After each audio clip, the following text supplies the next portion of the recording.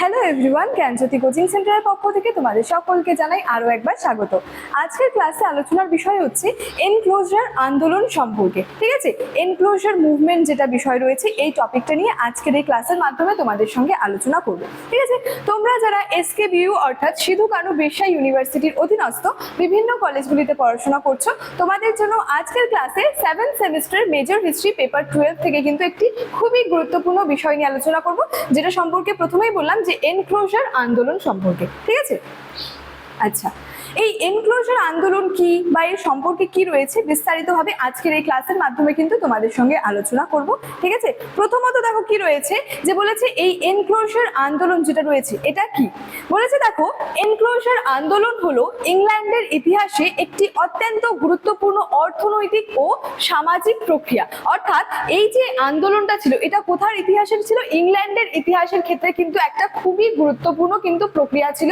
বিশেষত ইংল্যান্ডের যে সামাজিক এবং অর্থনৈতিক ইতিহাসের ক্ষেত্রে এই এনক্লোজার মুভমেন্ট বা এনক্লোজার আন্দোলনটা কিন্তু খুবই গুরুত্বপূর্ণ ছিল। ঠিক আছে, এই প্রক্রিয়ার মাধ্যমে সাধারণ বা যৌথ ব্যবহারের জমিকে ঘেরাও করে ব্যক্তিগত মালিকানাধীন জমিতে কিন্তু রূপান্তরিত করা হতো। ঠিক আছে, এর সাথে সাথে বলছে যুগ যুগ ধরে চলে আসা সনাতন কৃষি কাঠামোর আমূল একটা পরিবর্তন ঘটে এই ঐতিহাসিক আন্দোলনের হাত ধরে। অর্থাৎ এনক্লোজার আন্দোলনের হাত ধরে কি হতে থাকে? এই যে একটা যুগ যুগ ধরে চলে আসা যে সনাতন কৃষি কাঠামো, ঠিক আছে, সেই কৃষি কাঠামোর একটা যে আমূল পরিবর্তনটা ঘটেছিল সেটা কিন্তু মূলত এই ঐতিহাসিক একটা আন্দোলনের হাত ধরেই কিন্তু ঘটেছিল। ঠিক আছে, আচ্ছা, নেক্সট কি রয়েছে দেখো, এটার মূল কেন্দ্র। ঠিক আছে, এটার মূল কেন্দ্র এবং সময়কালটা কি রয়েছে দেখো। বলেছে সময়কাল মূলত অষ্টাদশ এবং ঊনবিংশ যে শতাব্দীতে আন্দোলন কি করেছিল, একটা চরম আকার কিন্তু ধারণ করে তার সাথে সাথে কি হচ্ছিল, দ্রুত কিন্তু প্রসার লাভও করেছিল। ঠিক আছে, নেক্সট হচ্ছে কেন্দ্রস্থল। অর্থাৎ এই ঐতিহাসিক রূপান্তরের যে মূল কেন্দ্রে ছিল কে ছিল?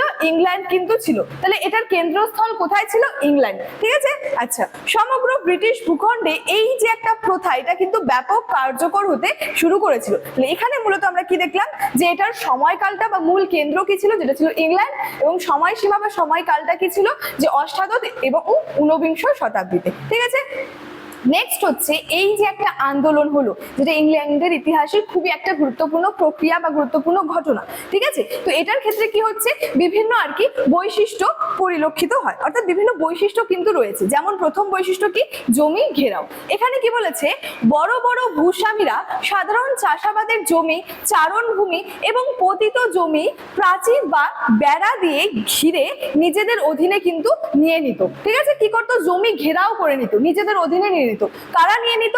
এই যে বড় বড় যে ভূস্বামীরা আছে তারা সাধারণ যে চাষাবাদের জমি এই সমস্ত বিষয়গুলোতে ছিল কি করতো, নিজেদের তাদের অধীনে কিন্তু নিয়ে নিত। ঠিক আছে, নেক্সট রয়েছে আইনি স্বীকৃতি। এখানে কি রয়েছে, ব্রিটিশ পার্লামেন্ট কি করলো, একের পর এক এই যে এনক্লোজার অ্যাক্ট পাস করলো এবং তারপরে কি করলো, এই ঘেরাও প্রক্রিয়াকে সম্পূর্ণ আইনি রূপ দিল। অর্থাৎ আগের বৈশিষ্ট্যের মধ্যে কি ছিল, এই যে জমি ঘেরাও একটা যে প্রক্রিয়া এটাকে কি করলো, যে আইনি স্বীকৃতি দেওয়া হলো। ব্রিটিশ পার্লামেন্ট কি করলো, একের পর এক একটার পর একটা কি করলো, এই যে এনক্লোজার অ্যাক্ট এগুলো পাস করলো এবং তারপরে কি করলো, এই যে ঘেরাও একটা প্রক্রিয়া এটাকে সম্পূর্ণরূপে কি করলো, আইনি স্বীকৃতিটা কিন্তু দিয়েছিল। নেক্সট হচ্ছে যে নেক্সট বৈশিষ্ট্য বাণিজ্যিক চাষাবাদ।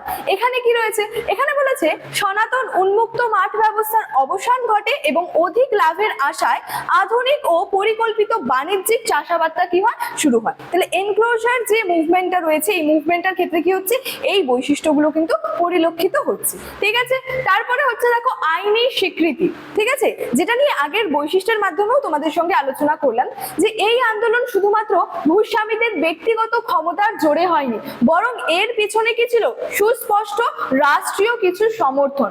অর্থাৎ এই যে এনক্লোজার মুভমেন্ট বা এনক্লোজার আন্দোলন এটা কিন্তু শুধুমাত্র যে ভূস্বামীদের ব্যক্তিগত ক্ষমতার জোরে হয়েছিল সেটা কিন্তু না, বরং কি বলেছে, এর পেছনে কি ছিল, এর পেছনে ছিল হচ্ছে যে রাষ্ট্রীয় একটা সমর্থন, রাষ্ট্রের একটা সমর্থন কিন্তু ছিল। ঠিক আছে, আচ্ছা, ব্রিটিশ পার্লামেন্টে শত শত এনক্লোজার অ্যাক্ট পাস করে।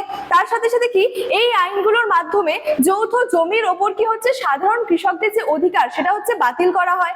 জমিগুলোর নিরঙ্কুশ যে মালিকানা সেগুলো বড় জোতদারদের হাতে তুলে দেওয়া হয়। তার সাথে সাথে যেটা বলেছে, যা আইনি বৈধতা কিন্তু পায়। তাহলে মূলত কি হচ্ছে, এই আইনি স্বীকৃতি দেওয়া হচ্ছে। ঠিক আছে, এবং ব্রিটিশ পার্লামেন্ট কি করছে, বিভিন্ন আর কি যে এনক্লোজার অ্যাক্ট গুলো কিন্তু পাস করছে। ঠিক আছে, আচ্ছা নেক্সট কি রয়েছে দেখো, এর ফলে হচ্ছে কৃষিতে একটা প্রভাব পড়ছে। ঠিক আছে, কি প্রভাব পড়ছে, কেমন প্রভাব পড়ছে, বলছে উন্মুক্ত মাঠ ব্যবস্থার অবসান।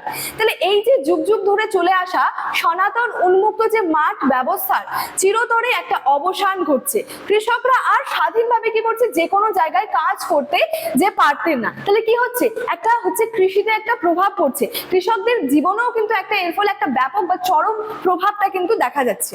তারপরে বলেছে পরিকল্পিত বাণিজ্যিক চাষ। এখানে কি বলা হচ্ছে, বড় খামার তৈরি হওয়ায় সেখানে আধুনিক কৃষি যন্ত্রপাতি ও উন্নত বীজ ব্যবহার করে পরিকল্পিত বাণিজ্যিক যে চাষাবাদ সেটা কিন্তু শুরু হয়। অর্থাৎ এই সমস্ত আন্দোলনের ফলে, মুভমেন্টের ফলে কি হচ্ছে, কৃষিতে প্রভাব পড়ছে, কৃষিতে প্রভাব পড়ছে, তার ফলে কৃষকদের জীবনেও কিন্তু একটা চরম প্রভাব কিন্তু লক্ষ্য করা যাচ্ছে। ঠিক আছে, আচ্ছা তারপরে বিভিন্ন যে প্রভাব রয়েছে, ঠিক আছে, যেমন বলা যায় এরপরে যে কৃষকদের দুর্দশা ও যে শহরমুখী যাত্রা। এখানে কি বলেছে দেখো, অধিকার হারানো। তারপরে এখানে বলেছে জীবিকার সন্ধান। কি করছে, ক্ষুদ্র ও ভূমিহীন যে কৃষকরা তারা যৌথ জমির ওপর তাদের যে একটা শত বছরের যে ঐতিহ্যগত একটা অধিকার সেটা হারিয়ে ফেলে এবং চরম দারিদ্র্যের কিন্তু তারা সম্মুখীন হচ্ছে। তাহলে আগের স্লাইডের মাধ্যমে বললাম কৃষিতে প্রভাব পড়ছে, কৃষিতে প্রভাব পড়লে কি হবে, কৃষকদের জীবনেও কিন্তু প্রভাব পড়বে। তো এর ফলে কি হচ্ছে, যে ক্ষুদ্র ভূমিহীন যে কৃষকরা সেটা কি করছে, তাদের যৌথ জমির ওপর তাদের যে শত বছরের একটা ঐতিহ্যগত যে অধিকার ছিল সেই অধিকারটা তারা কি করছে, হারিয়ে ফেলছে। এর ফলে কি হচ্ছে, যে চরম একটা তাদেরকে কিন্তু যেটা দারিদ্র্যের সম্মুখীন কিন্তু তাদেরকে হতে হয়েছিল। জীবিকার সন্ধান, অর্থাৎ গ্রামের জমি হাতছাড়া হওয়ার পর এই অসহায় মানুষেরা বেঁচে থাকার জন্য কি করছে, কাজের সন্ধানে দলে দলে শহরের দিকে কি করছে, পাড়ি জমাচ্ছে। তাহলে তাদেরকে তো কাজ করতে হবে। ঠিক আছে, তাহলে কি বলছে এখানে, যাদের এই যে গ্রামের যে জমি হাতছাড়া হয়ে যাওয়ার পর এই সমস্ত কৃষকেরা, অসহায় মানুষেরা কি করছে, বেঁচে থাকার জন্য, তাদেরকে তো বেঁচে থাকতে হবে, এবার বেঁচে থাকার জন্য এবং কাজের সন্ধানে কি করছে, তারা দলে দলে কিন্তু যে শহরের দিকে তারা কিন্তু পাড়ি দিচ্ছে। ঠিক আছে, তারপরে রয়েছে দেখো শিল্প বিপ্লবের সূচনা। এই শিল্প বিপ্লবটাও কিন্তু একটা খুবই গুরুত্বপূর্ণ ঘটনা। বলছে এনক্লোজার আন্দোলন শুধু কৃষিতেই নয় শিল্পের জগতেও একটা যুগান্তকারী প্রভাব ফেলেছিল। তাহলে বিভিন্ন আন্দোলনের ক্ষেত্রে কিন্তু বিভিন্ন কারণ থাকে, ঠিক একইভাবে তার কিন্তু কিছু ফলাফল এবং প্রভাবও কিন্তু থাকে। তাহলে কি হচ্ছে, এনক্লোজার আন্দোলন শুধুমাত্র যে অর্থনীতি বা কৃষির মধ্যেই যে রয়েছে, কৃষিকাজের মধ্যেই যে সীমাবদ্ধ সেটা কিন্তু না, এটা কি করেছিল, শিল্পের ক্ষেত্রেও একটা কিন্তু প্রভাব ফেলেছিল। ঠিক আছে, বলেছে ভূমিহীন হয়ে শহরমুখী হওয়া এই বিশাল যে উদ্বৃত্ত শ্রমিক শ্রেণী পরবর্তীকালে ইংল্যান্ডের নবনির্মিত কলকারখানাগুলোতে তারা কিন্তু যোগ দিয়েছিল। তাহলে কি হচ্ছিল, এই ভূমিহীন হয়ে এই যে কৃষকরা শহরে যে গেল, ঠিক আছে, শহরের দিকে যে পাড়ি দিল, সেখানে তারা কি করছে, যে কলকারখানাগুলোতে গিয়ে, শহরের যে কলকারখানাগুলো রয়েছে সেখানে গিয়ে তারা কিন্তু যোগ দিচ্ছে। এরাই মূলত ইংল্যান্ডের শিল্প বিপ্লবের জন্য প্রয়োজনীয় বিপুল ও সস্তা শ্রমিকের যোগানটা কিন্তু নিশ্চিত করেছিল। ঠিক আছে, এই সমস্ত মূল বিষয়গুলাই কিন্তু রয়েছে এই যে এনক্লোজার মুভমেন্ট বা এনক্লোজার যে আন্দোলনটা রয়েছে সেক্ষেত্রে। এছাড়াও দেখো সার সংক্ষেপ হিসেবে কি বলা হয়েছে, যে এনক্লোজার আন্দোলন আধুনিক কৃষি ব্যবস্থার ভিত গড়ে দিলেও অসংখ্য ক্ষুদ্র কৃষকের জীবনে কি হয়েছিল, বিনিময়ে সেটা শিল্প বিপ্লবের পথটা কিন্তু প্রশস্ত করেছিল। ঠিক আছে, তাহলে মূলত এই যে এনক্লোজার মুভমেন্ট বা এনক্লোজার যে আন্দোলনটা রয়েছে, এই ক্লাসটা মানে এই টপিকটা নিয়ে আজকের আমার আলোচনার বিষয় কিন্তু এতটাই ছিল। ক্লাসটি শেষ করার আগে তোমাদেরকে একটা ইনফরমেশন দিয়ে রাখি। দেখো তোমরা যারা ভাবছো আমাদের সঙ্গে অনলাইনে যুক্ত হবে, তারা স্ক্রিনে দুটি নাম্বার দেখতে পাচ্ছ, 7076398606 এবং 6295916282। এই নাম্বার দুটি হলো আমাদের জ্ঞানজ্যোতি কোচিং সেন্টারের অফিসিয়াল হেল্পলাইন নাম্বার। যে কোনো একটি নাম্বারে যোগাযোগ করে আমাদের সঙ্গে যুক্ত হয়ে যেতে পারো। এছাড়াও তোমাদেরকে কোর্স ডিটেলস সম্পর্কে একটু বলে রাখি, যে আমাদের সঙ্গে যুক্ত হলে তোমরা যে সমস্ত সুযোগ সুবিধাগুলি পেয়ে যাচ্ছ, তোমরা পেয়ে যাচ্ছ প্রপার গাইডেন্স, তোমরা পেয়ে যাচ্ছ রেকর্ডেড ক্লাসেস, তোমরা পেয়ে যাচ্ছ হাই কোয়ালিটি নোটস এবং মোস্ট ইম্পর্টেন্ট যেটা 100% কমেন্ট সাজেশনস গুলো। ঠিক আছে, এছাড়াও তোমাদের কোর্স ফি সম্পর্কে একটু বলে রাখি। দেখো মেজর স্টুডেন্টস এর জন্য যে কোর্স ফিটা রয়েছে সেটা রয়েছে 1299 এবং মাইনর স্টুডেন্টস এর জন্য যে কোর্স ফিটা রয়েছে সেটা রয়েছে 699। ঠিক আছে, তো চলো এই ছিল টোটাল ইনফরমেশনের বিষয়। আজকের ক্লাস এতটাই, দেখা হচ্ছে পরবর্তী ক্লাসে। Thank you so much, thanks for watching.